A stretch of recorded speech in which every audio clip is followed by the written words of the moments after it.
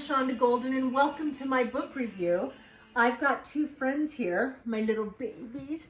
This is Archie and this is Walter. Okay, he's going to be shy. So they'll be part of this. And if you're a dog lover, you will totally appreciate my voice. Okay, so what I'm going to be doing is I'm going to be coming to you with different book reviews of books that I really love and books that are themed more into the music scene. So rock and roll, heavy metal, or anything else, because I'm very eclectic in my taste of music. So I like to kind of, read whatever I want to read.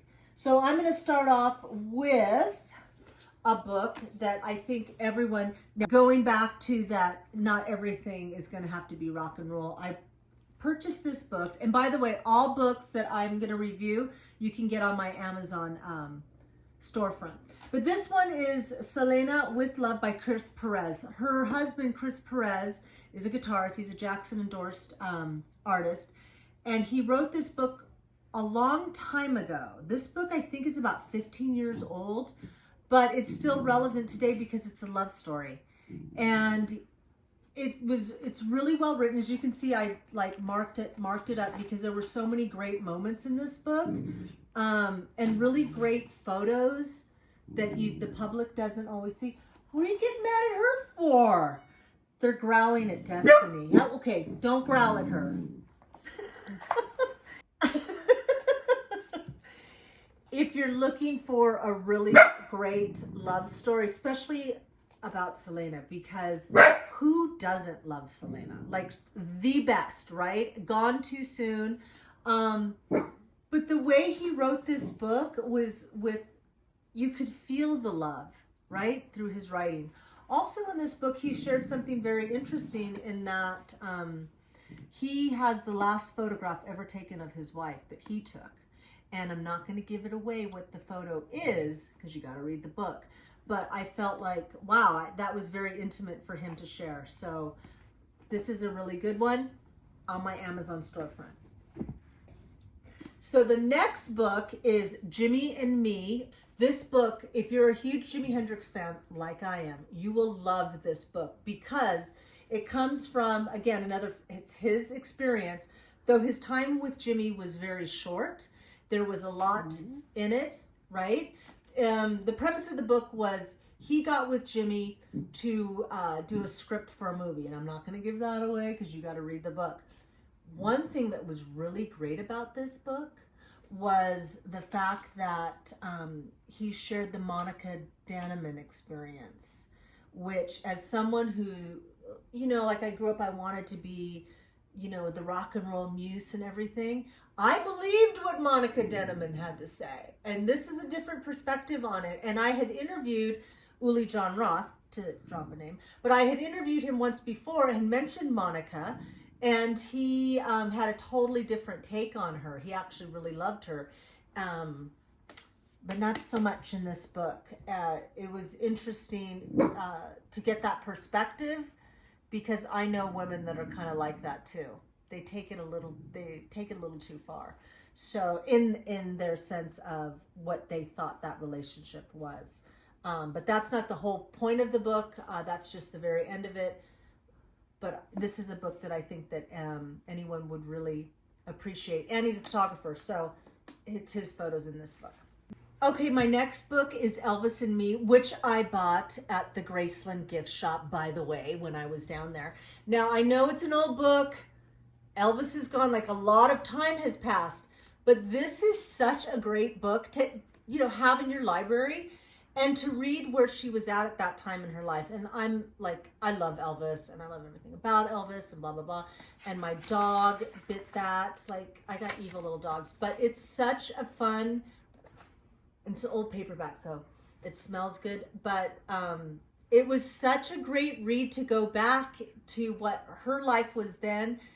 And as someone who's in her 50s, like when this book first came out, and I'm sure a lot of people will agree with me on this. It was kind of a big deal that she wrote this book because, you don't talk about the king or anything, but she had the courage to do that, and she was very honest. And there's the new movie out by Sofia Coppola called Priscilla, and obviously the Elvis movie that's come out, and then unfortunately the passing of her daughter. But yeah, it's a great book. I'm one of those people, like, I don't necessarily want to go back down memory lane, but I do like to reread books because of the growth, right? Where she was then and where she is now, and kind of tap into how I felt about it when I first read the book.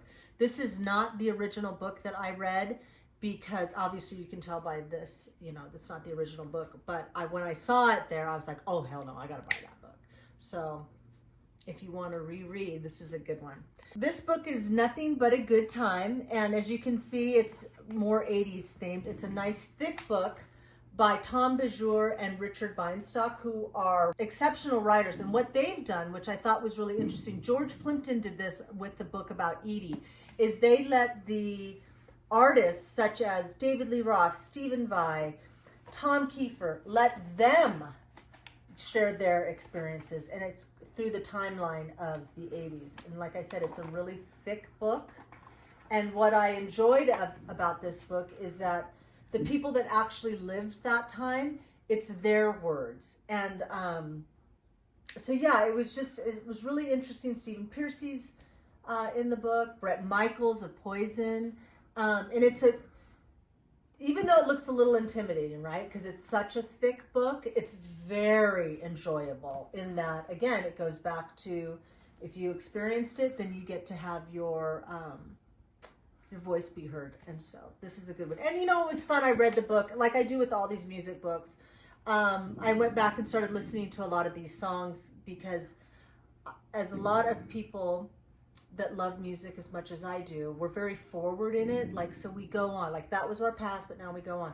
A book about this, though I'm not nostalgic, a book like this that I really appreciated was that I could go back then and not relive that time, but appreciate the music a lot more, especially because I'm hearing about a lot of these songs and times being crafted from the people who lived it.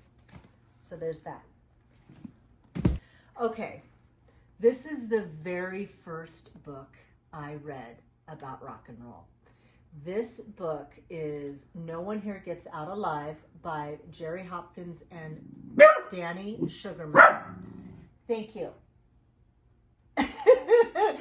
And so I had a huge crush on Danny Sugarman, right? Like, I thought he was the coolest thing. This book has been in my library since I was 16, and I'm not 16, I'm 56. So I've had this book for 40 years, and it smells so divine. And you look at the old fonts, you know, that they had with the book.